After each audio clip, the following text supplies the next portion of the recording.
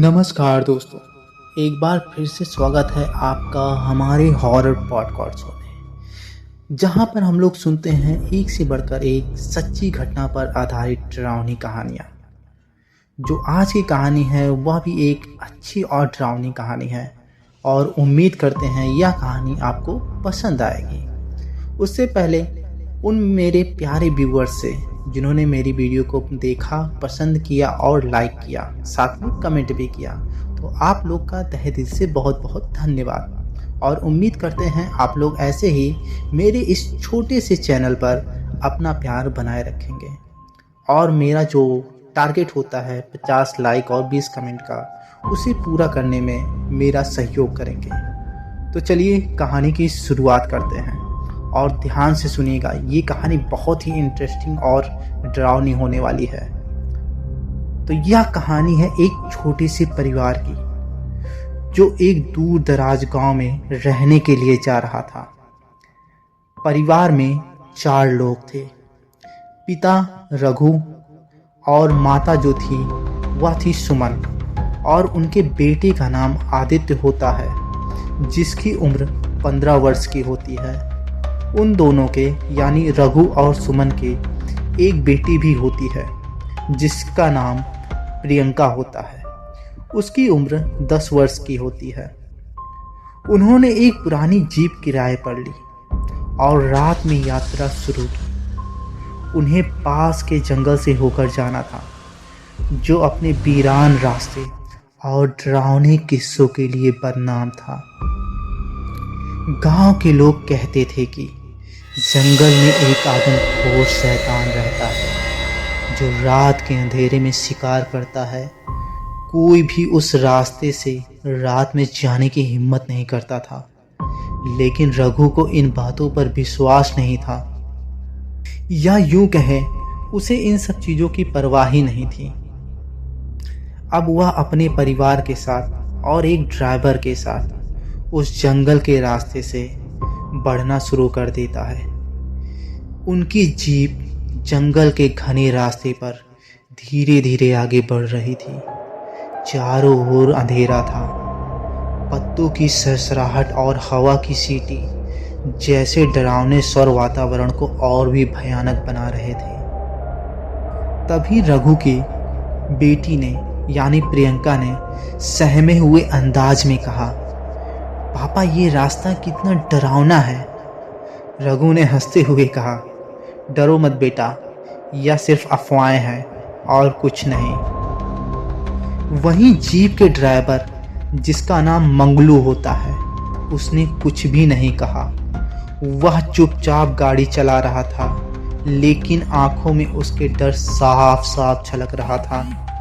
सुमन ने उससे पूछा, क्या ये रास्ता सच में इतना खतरनाक है?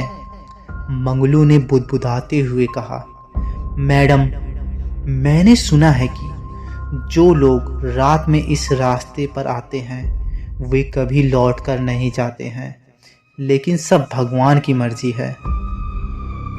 लेकिन आदित्य के पिता ने इन सब बातों को काटते हुए बोला, क्या आप फिजूल की बकवास करने में लग गए हैं?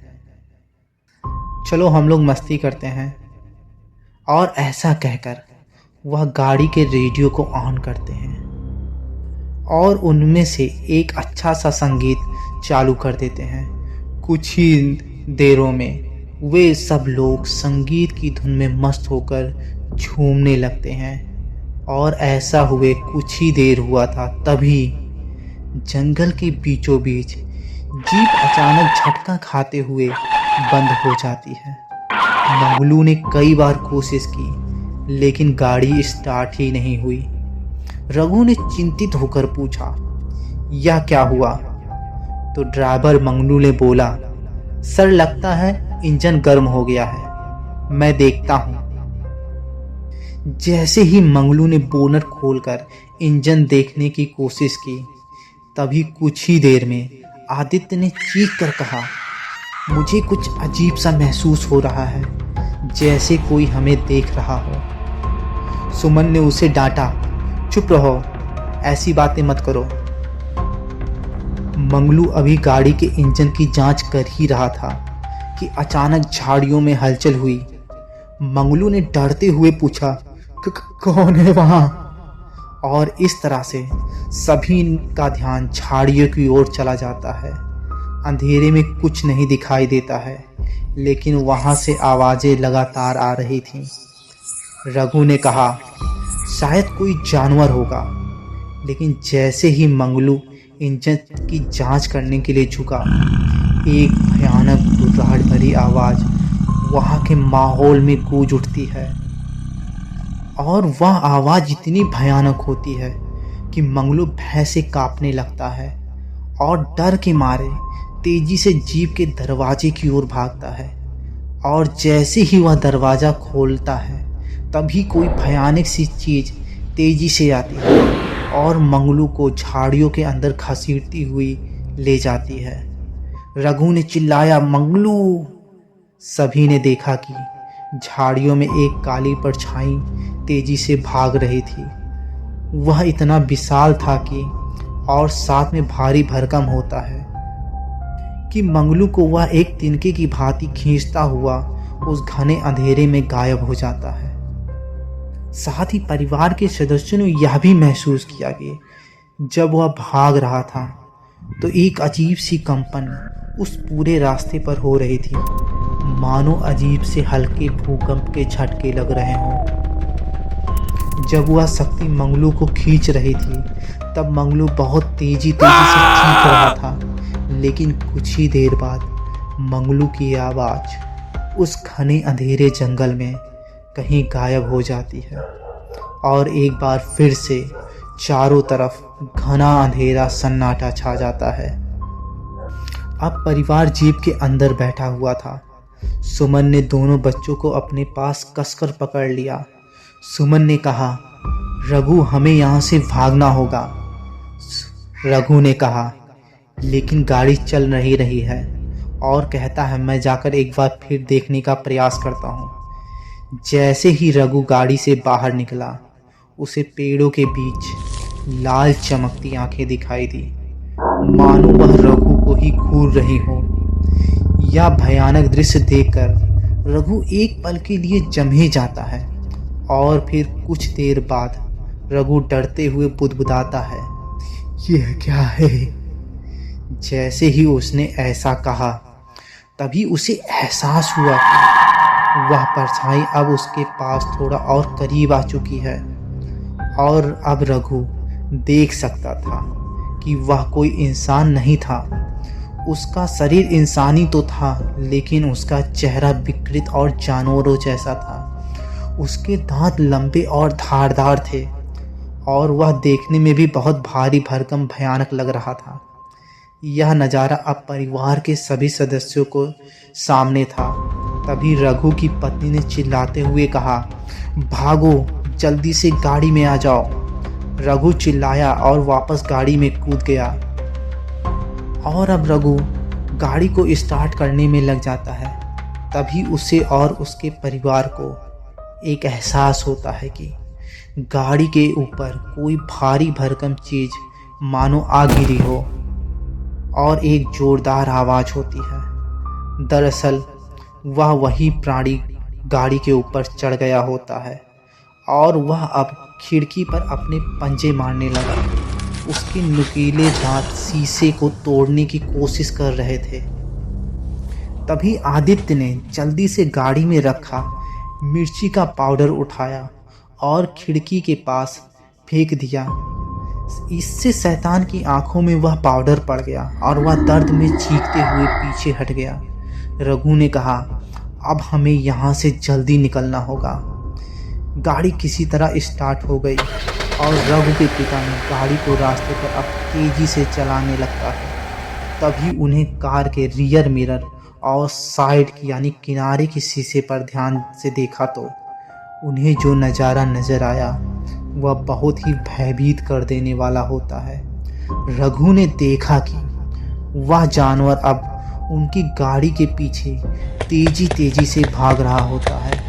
वह जानवर कभी दो पैरों पर भागता है तो कभी अपने दोनों पैरों और हाथों के बल भागता हुआ नजर आ रहा था। गाड़ी के इंजन की आवाज़ के बावजूद उन लोगों को शैतान के गुमराने की आवाज़ साफ साफ सुनाई दे रही थी।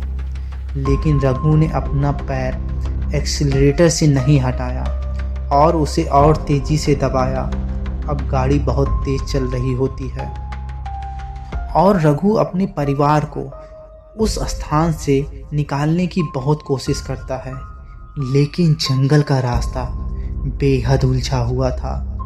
हर मोड़ पर ऐसा लगता जैसे वह फिर उसी जगह पर पहुंच गए हों। रास्ता खत्म होने का नाम नहीं ले रहा था। सुमन ने कहा, ये जंगल हमें यहाँ से बाहर नहीं जाने देगा। रघु ने जवाब दिया, चुप रहो, हमें बस शांत रहना है। आखिरकार वे एक पुरानी झोपड़ी के पास पहुंचे। वहां एक बूढ़ा व्यक्ति बैठा हुआ था। उस बूढ़े व्यक्ति को बैठा हुआ देखकर रघु ने अपनी गाड़ी उसके सामने जाकर रोक दी और उसके पास जाकर खड़ा हो गया। तभी उस बूढ़े व्यक्ति ने पूछा, तुम कौन हो और यहाँ क्या कर रहे हो, वो भी इस अंधेरी रात में? रघु ने कहा, हम फंस गए हैं, कृपया हमारी मदद करें।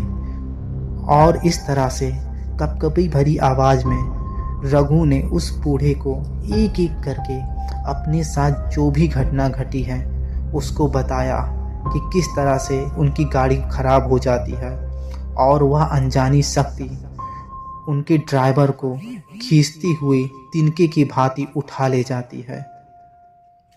यह सुनकर बूढ़ा व्यक्ति बोला, यह स्थान श्रापित है। यहाँ एक आदमखोर शैतान रहता है जो लोगों की आत्माएं खाता है। वह तुम्हें तब तक नहीं छोड़ेगा जब तक वह अपनी भूख शांत नहीं कर लेता। तभी सुमन ने पूछा, क्या कोई रास्ता नहीं है इससे बचने का?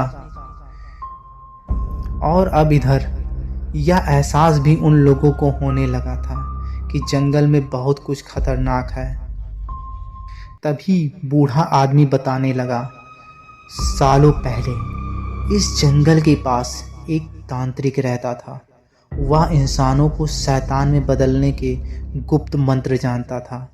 एक दिन उसने अपनी सारी तांत्रिक शक्ति को बढ़ाने के लिए खुद पर ही एक प्रयोग किया, लेकिन कुछ गड़बड़ हो गई और वह खुद एक आदमखोर राक्षस बन गया।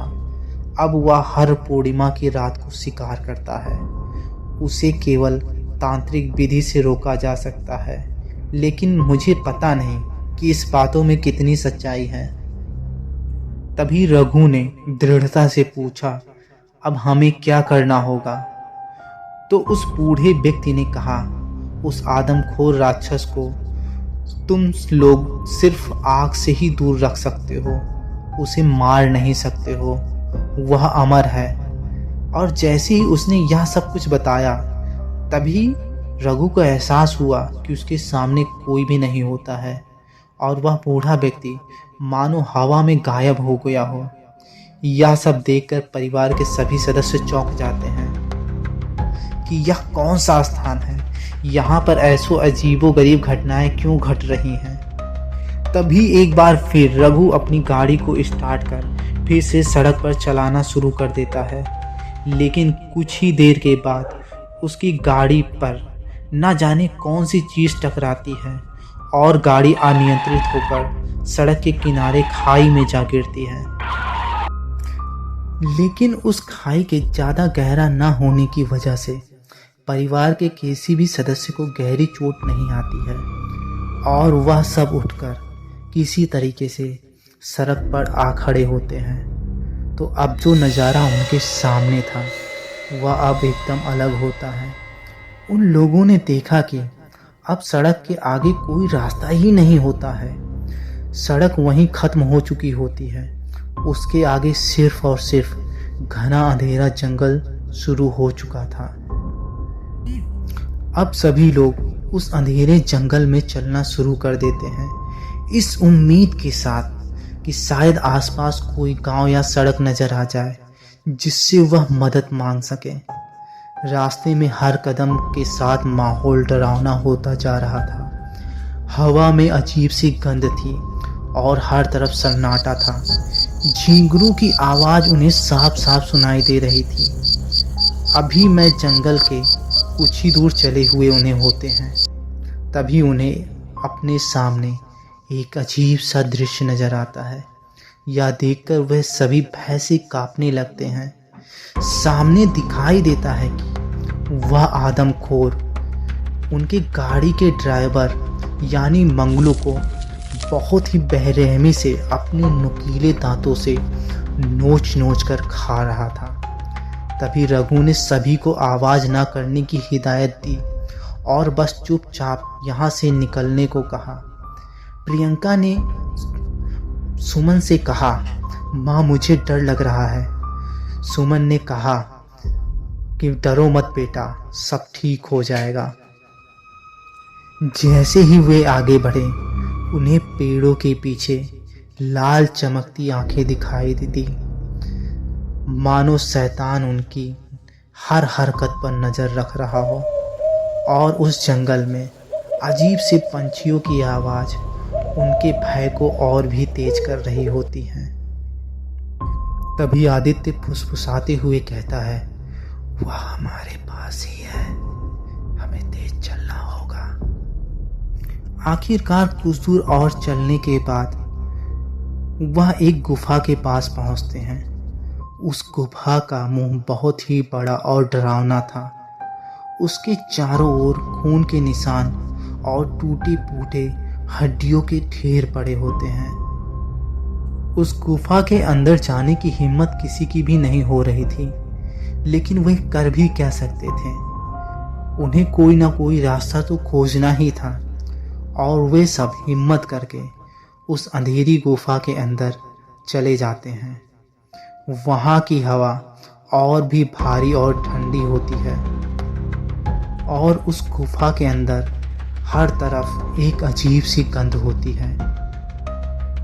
गुफा के अंदर भी टूटे हुए इंसानी कंकालों के ढेर दिखाई दिए। सुमन ने प्रियंका को अपनी बाहों में छिपा लिया, जबकि रघु ने आदित्य को शांत रहने का इशारा किया। गुफा के चित्र पर कुछ अजीब आकृतियां बनी थी, जिसमें इंसानों और जानवरों की तरह अजीब छवियां दिख रही थीं। तभी सुमन ने कपकपी आवाज में कहा, यह मौत का स्थान लग रहा है। तभी एक तेज दहाड़ ने उनकी घबराहट को और बढ़ा दिया। गुफा के अंधेरे कोने से शैतान फिर से प्रकट हुआ।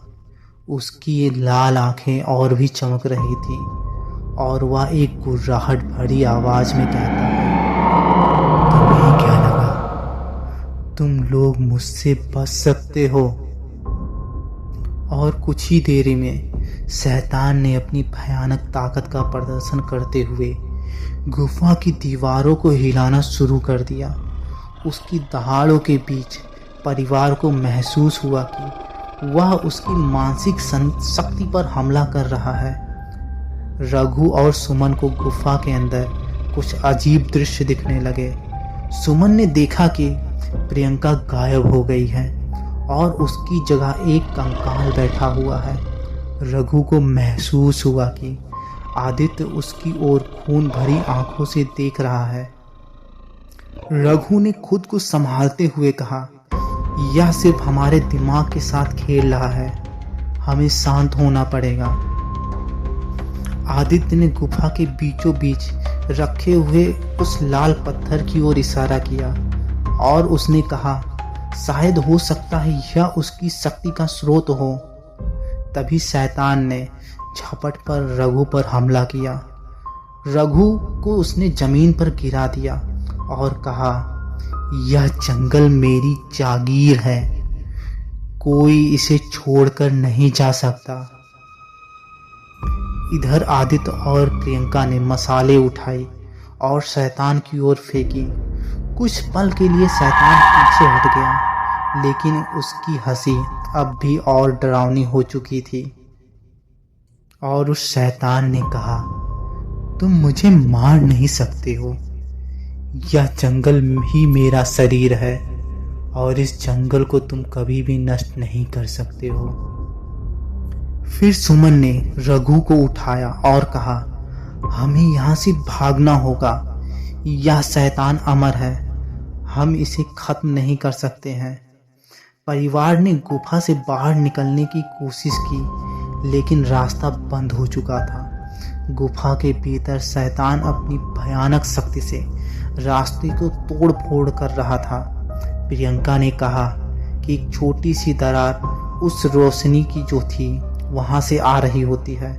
माँ उधर देखो, हमें वहां से निकलना होगा।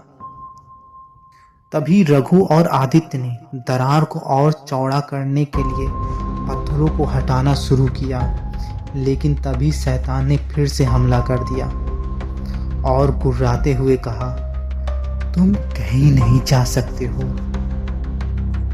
यह सब तुम्हारे लिए खेल है, लेकिन इस जंगल से कोई बचकर नहीं जाता है। सुमन ने अपने बच्चों को दरार से निकलने के लिए कहा और कहा, जल्दी यहाँ से जाओ।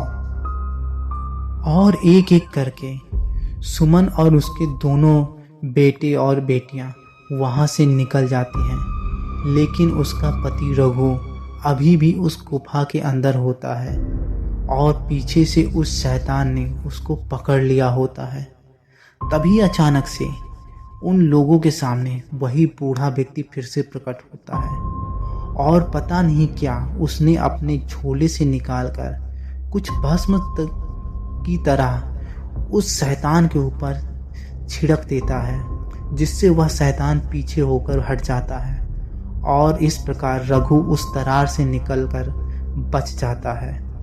और फिर वह बूढ़ा व्यक्ति उन सबको लेकर उस जंगल से गायब हो जाता है और कुछ ही देर में सुमन और रघु और उसके बच्चों की जब आँख खुलती है तो वह अपने आप को उसी गाड़ी में पाते हैं जिस गाड़ी को वह खाई में गिराकर भागे हुए होते हैं। लेकिन वह गाड़ी अब ठीक होती है, मानो किसी चमत्कारी शक्ति ने उनके साथ ऐसा किया हो। और अब रघु गाड़ी को स्टार्ट करता हुआ फिर एक बार तेजी से चलना शुरू कर देता है और कुछ ही देर बाद उसे एहसास होता है कि सामने सूरज की किरणें निकल रही होती हैं और उन सबको अब यह पता चल जाता है कि अब वह शक्ति उनका कुछ नहीं बिगाड़ सकती है। और इस तरह से रघु, सुमन और उसके दोनों बच्चों की जान तो बच जाती है, लेकिन उस मासूम ड्राइवर की वहीं उस जंगल में आत्मा कैद हो जाती है। और कहते हैं आज भी उस जंगल में पूर्णिमा की रात जो भी गुजरता है उसके साथ ऐसे ही अनहोनी और डरावने हादसे होते हैं। तो दोस्तों, ये कहानी थी रघु की और एक आदमखोर जानवर की यानी शैतान की। तो यह कहानी आपको कैसी लगी? कहानी अच्छी लगी हो तो मुझे कमेंट बॉक्स में ज़रूर बताइएगा कि किस कहानी के सेक्शन में आपको ज़्यादा डर का एहसास हुआ।